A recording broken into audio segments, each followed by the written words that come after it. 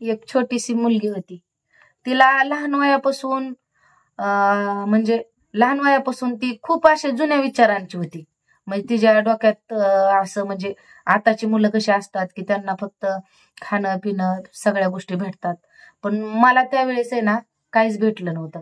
म्हणजे मी कधी कुठल्या गोष्टीचा हट्ट तर करतच नव्हते, पण कधी कुठली गोष्ट मला हवी आहे आणि ती गोष्ट मला भेटली असं कधी माझ्या जीवनात घडलं नाही.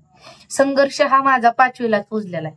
म्हणजे हाल हे माझे जन्मल्यापासूनच हाल आहेत. म्हणजे माझेच नाही, माझ्यासोबत माझे छोटे छोटे भाऊ, माझी मोठी दिदी, ह्यांचे पण सगळ्यांचे हाल झाले. म्हणजे कसं की त्यावेळेस काळ कसा होता, आता माझा जन्म 1998चा आहे. म्हणजे त्यावेळेसचा काळ काळ वेगळाच होता ना. म्हणजे आम्ही खेड्यात राहणारे आणि आमच्या आई वडील असंच म्हणजे ऊस तोडायला हे जायचे. गरीब परिस्थिती. मग तेव्हापासूनच अशी कुठली गोष्ट पाहिजे आणि कुठली गोष्ट भेटली नाही. आणि नवऱ्याच्या राज्यात पण ज्यावेळेस माझं लग्न करून दिलं का, मी 14 वर्षाची असताना, त्यावेळेस पण असं म्हणजे असं नाही का बायका संक्रांतीला ववसायला चालल्या, तर असं त्यांच्याकडे बघून वाटायचं किती मस्त साडी आहे, किती भारी दागिने घातलेत. म्हणजे असं प्रत्येक स्त्रीला वाटतंच. असं वाटलं तरी पण ती फक्त स्वतःच्याच मनाला सांगून शांत बसायचं. का तर आपली हौस पूर्ण करणारे कोण आहे? हा भलेही नवरा आहे, पण त्याला पिण्यावारी आणि खाण्यावारीच पुरत नव्हतं. म्हणजे तो काय असा लय कष्ट करणारा माणूस नव्हता आणि तो असा काय लय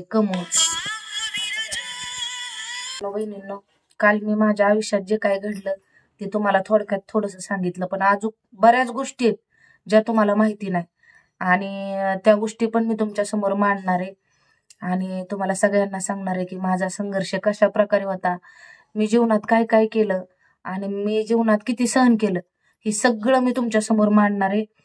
पण आज काय झालं, आज बरंच काम होतं आणि पाऊस पण रात्रंदिवस चालू आहे.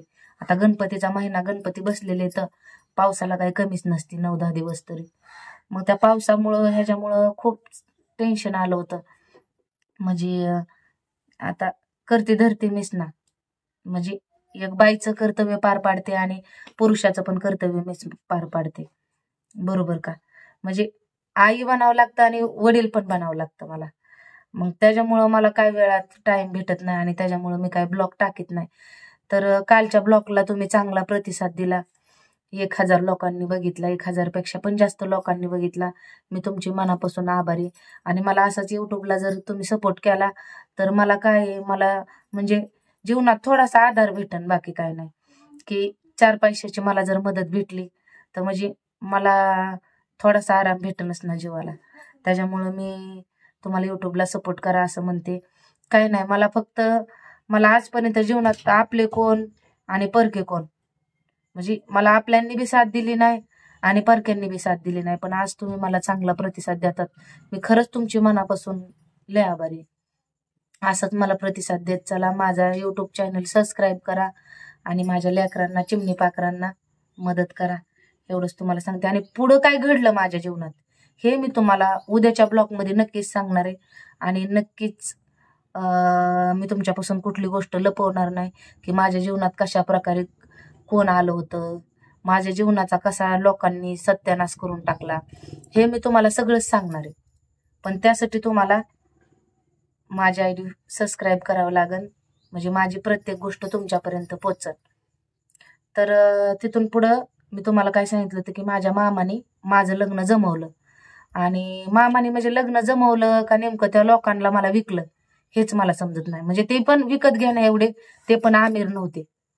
आज खाल्लं तर उद्याची पंचायत होती. पण कसं आहे, 4 पैशाची लालच दावलीच असेल. किंवा मामा आमचे पेनारे होते आणि मामा पेनारे होते, मग मामांना अंधारात काय पैसे दिले असतील कोणी, आणि मी त्या व्यक्तीचं नाव घेणार नाही.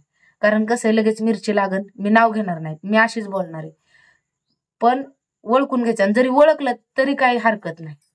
कारण तुम्ही माझ्या आयुष्याचा सत्यानाश केलेला आहे आणि माझ्या आयुष्याची वाट लावणाऱ्या माणसांचं मी नक्कीच माझ्या ह्या फ्रेंडला सांगणार आहे. तर मग तिथून पुढं त्यांनी मामाने लय घाईघाईत मला बघायला पाहुणे आले आणि मला बघायला पाहुणे आल्यावर त्यांनी लय आटपाट लय उरकाउरक केली. म्हणजे असं शेवटी कसं असतं ना, जे माणसाच्या नशिबात लिहिलंय हे घडल्याशिवाय राहत नाही. असं म्हणलं तरी जमन. कारण ह्या जन्मी जरी काय पाप केलं नसन तरी माणसाचे पूर्वजन्मीचे काहीतरी पाप असते आणि ते आपल्याला देव ह्या जन्मी फेडायला लावतो. असंच समजून मी चलते. आणि आजच्यासाठी एवढंच. आणि उद्या नक्कीच तुम्हाला बाकीचं राहिलेलं सांगणार आहे. तर माझी आयडी कोणी फॉलो केली, सबस्क्राईब केली नसन तर सबस्क्राईब करा आणि मला सपोर्ट करा, कारण गरज आहे मला तुमच्या सपोर्टची. धन्यवाद.